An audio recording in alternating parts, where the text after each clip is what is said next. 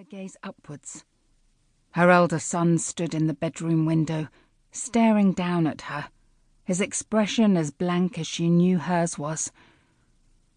He didn't come downstairs when she slammed her way into the little wooden chalet cabin that was now their home.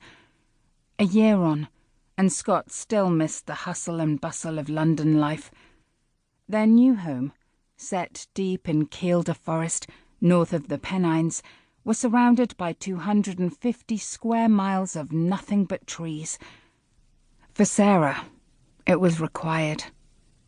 For Scott, even though he never said, she was sure it was hell. But this was their home. It was peaceful. Nobody bothered them here. It was quiet. And most importantly, it was safe. And so was her family. The joy had gone out of cooking, Sara realised, as she dumped the salad in the wooden bowl and half-heartedly stirred it around.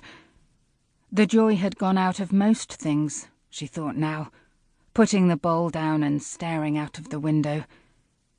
The move here was supposed to be the start of something new, something positive, hopeful, living here among all this nature.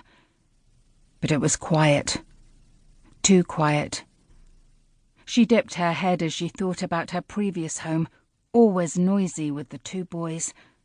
Although that was unfair. Scott was always quiet. Ryan, however, could never seem to just talk. Everything was a yell or a shout, even normal conversation. It had got on her nerves back then, but she'd give anything to live in a house like that again. Can't go back. She snapped to attention, brought out of her reverie. Yes, there was no going back. What had happened had impacted all of them, changed them beyond recognition. All they could do was get on with it. She pulled herself away from the window and set out 3 plates on the dining table. Overcome with a sudden fatigue that felt like smacking into a brick wall, she slumped into a chair. Footsteps on the wooden stairs, as slow as her tread had been earlier. They didn't pause, and she didn't look up as Scott slipped out of the house and closed the door behind him.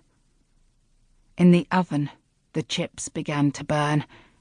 Sara put her head in her hands, unable to bring herself to care.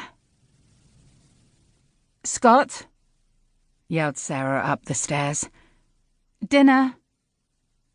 It wasn't unusual for there to be no reply, but normally she heard the telltale sound of footsteps or the squeak of a bedroom door as it opened. Now, though, the house was filled with even more silence than usual. In the kitchen, she looked at the 3 meals she had served up. "Where is he?" she asked the shadowy figure of her younger son. There was no reply. Nobody answers me anymore, she thought. Suddenly angry, she darted out into the hall and took the stairs 2 at a time. She paused outside Scott's closed door, remembered a couple of hours ago, his face at the window, looking down on her as she pulled the rose bloom off the bush and stamped on it. Taking a deep, jerky breath that betrayed the fury she tried so hard to hide, she turned the handle and shoved the door open.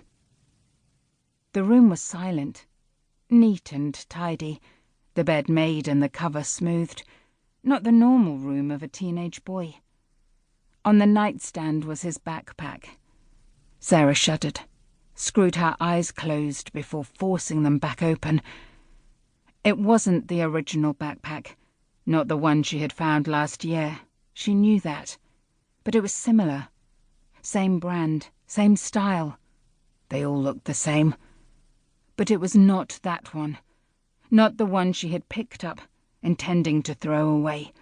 The one that had been on his back at the school, covered in blood. Falling back against the doorframe, she raised her hands to her mouth as the memory crashed into her. Almost a whole year ago now, in a different room, but with much the same items in it. As much as she hadn't wanted to touch it, it was more important that he didn't come home and see it, covered in all that blood, protecting him, the way a mother should.